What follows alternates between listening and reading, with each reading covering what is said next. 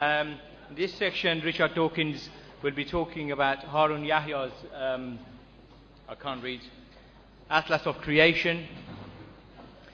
Without much ado, we'll go straight to Richard Dawkins.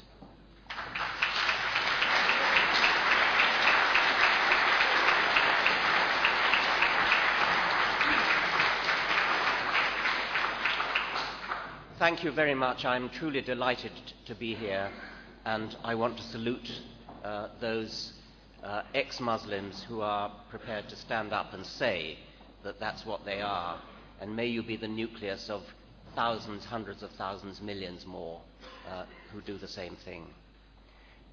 I am a great admirer of Al Jazeera's English language service, and I was therefore very shocked when I saw a couple of days ago the Arabic version of Al Jazeera with subtitles in which they interviewed this man, Harun Yahya, whose real name is Adnan Oktar.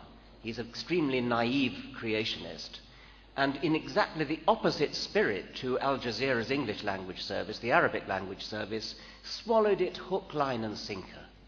And I got the impression that we are divided, that there's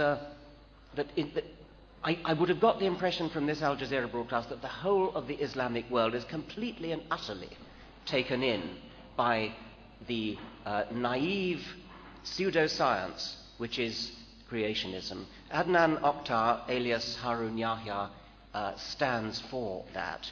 He's also a very unpleasant man. Nobody could say that he doesn't have balls.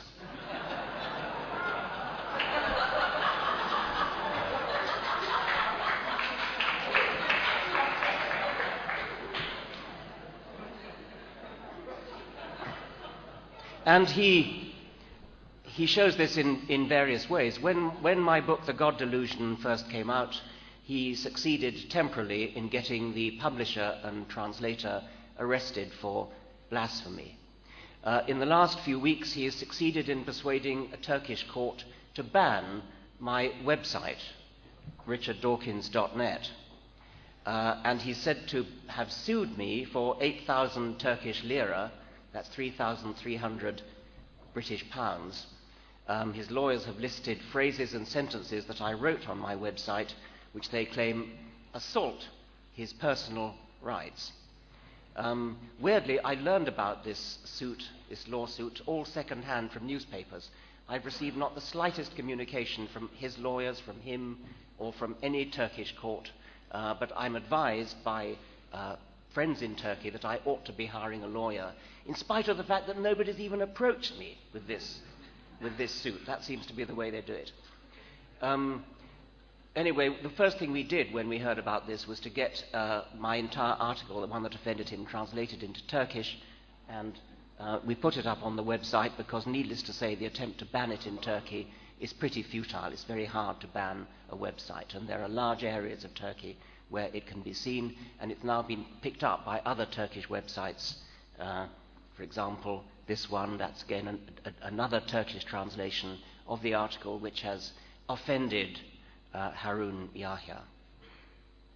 He is widely known for writing a large number of books, most notably Atlas of Creation, which has been distributed free to enormous numbers of science teachers around the world. And when I say free, the sheer scale of that operation is mind-boggling. This book is a large format book. It's got 764 pages. Every one of those pages is high gloss paper with gorgeously reproduced photographs of animals on every page. I took the book yesterday round to Oxford University Press, and I had 3 people there try to cost out what it would cost to produce this book. And they thought that the cost of producing these did somebody say 10,000 copies to me today being distributed free? That would be about £500,000. So this is a free gift from somebody. Where the money comes from, nobody seems to know. I'll come to that in a moment. To give you an idea of the size of the book, the dog is intended to give scale. I would like to think it also gives offence.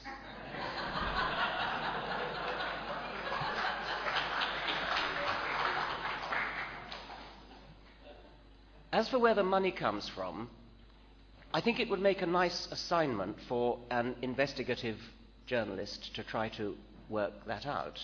Does it come from Adnan Oktar himself? Well, he's certainly not a poor man, as you saw from that James Bond villain picture that I had up at first. And just recently, this is from The Independent, he has offered a prize to anybody who can produce an intermediate fossil, an evolutionary intermediate fossil. The size of the prize is 10 trillion Turkish lira, which is equivalent to 4.4 trillion British pounds.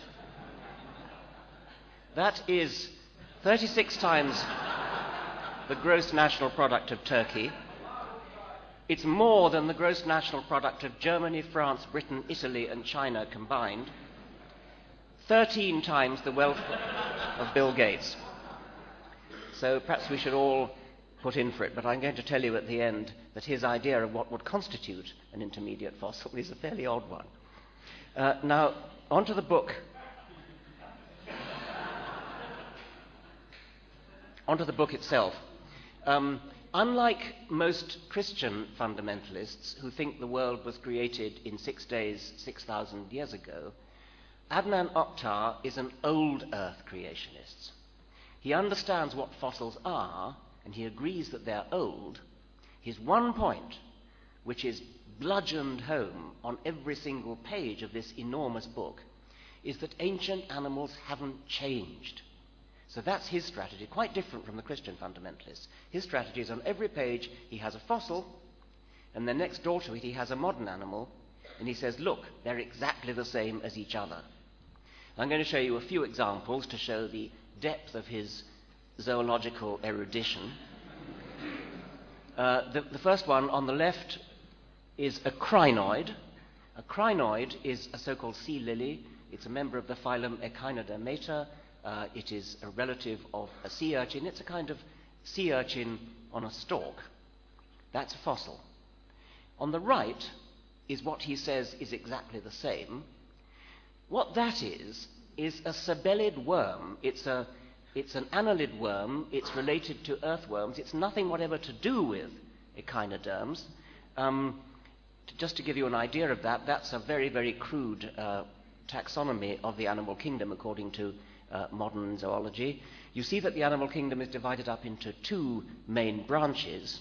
On the left we have the so-called protostomes. This is all based on embryological criteria. On the right we have the deuterostomes, and this is a major, major division of the animal kingdom. These are two sub-kingdoms.